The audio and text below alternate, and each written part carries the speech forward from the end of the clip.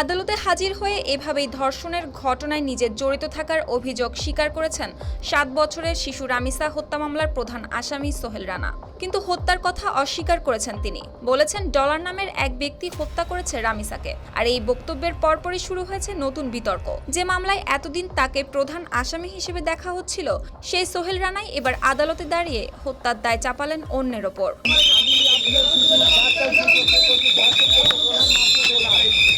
1 June সোমবার ঢাকা মহানগর শিশু সহিংসতা দমন ট্রাইব্যুনালে চার্জ গঠনের শুনানির জন্য আনা হয় মামলার প্রধান আসামি সোহেল রানাকে। এ সময় সাংবাদিকদের সঙ্গে কথা বলতে গিয়ে তিনি দাবি করেন তার স্ত্রী স্বপ্না আক্তার এই ঘটনার সঙ্গে জড়িত নন। রামিসাকে হত্যা করেছে ডলার নামের একজন ব্যক্তি। তার দাবি ডলার মিরপুর 11 নম্বর এলাকার প্রভাবশালী ব্যক্তি। এই ঘটনায় যিনি 2 লাখ টাকাও দিয়েছেন সোহেলকে। তাই প্রকৃত আসামিকে গ্রেপ্তার করলেই ঘটনার রহস্য বেরিয়ে আসবে বলে দাবি করেন সোহেল। তবে সোহেল রানার এই বক্তব্য মামলার তদন্ত ও অভিযোগপত্রের তথ্যের সঙ্গে সামঞ্জস্যপূর্ণ কিনা সে বিষয়ে তাৎক্ষণিকভাবে কোনো নিশ্চিত তথ্য পাওয়া যায়নি। লোডশেডিং কিংবা ঘরের বাইরের তীব্র গরমে ওয়ালটন রিচার্জেবল ফ্যান থাকলে থাকবে শুধু বাতাস আর বাতাস। তদন্ত সংশ্লিষ্টরাও এ বিষয়ে এখনো কোনো মন্তব্য করেননি। ঢাকা মহানগর আদালতের পাবলিক প্রসিকিউটর ওমর ফারুকী জানিয়েছেন, মামলার সাক্ষ্য গ্রহণ দ্রুত শেষ করার উদ্যোগ নেওয়া হয়েছে। আদালত সাক্ষ্য প্রমাণ ও মামলার নথিপত্র যাচাই করেই পরবর্তী সিদ্ধান্ত নেবে।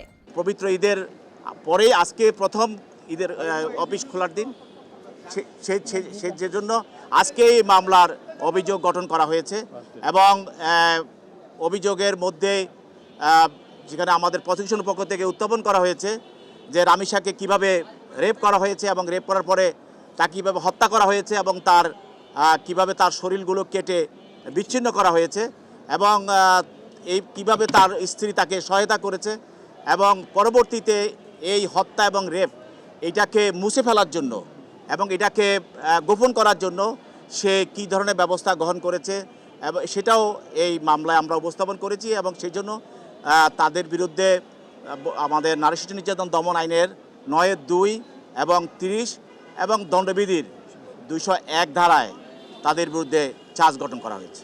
মামলার অভিযোগ অনুযায়ী গেল 19 মে সকালে নিখোঁজ হয় স্কুল ছাত্রী রামিসা আক্তার। পরে খোঁজাখুঁজির এক পর্যায়ে তার মরদেহ উদ্ধার করা হয়। ঘটনার পর প্রধান আসামি সোহেল রানা পালিয়ে গেলেও পরে তাকে গ্রেপ্তার করে আইনশৃঙ্খলা বাহিনী।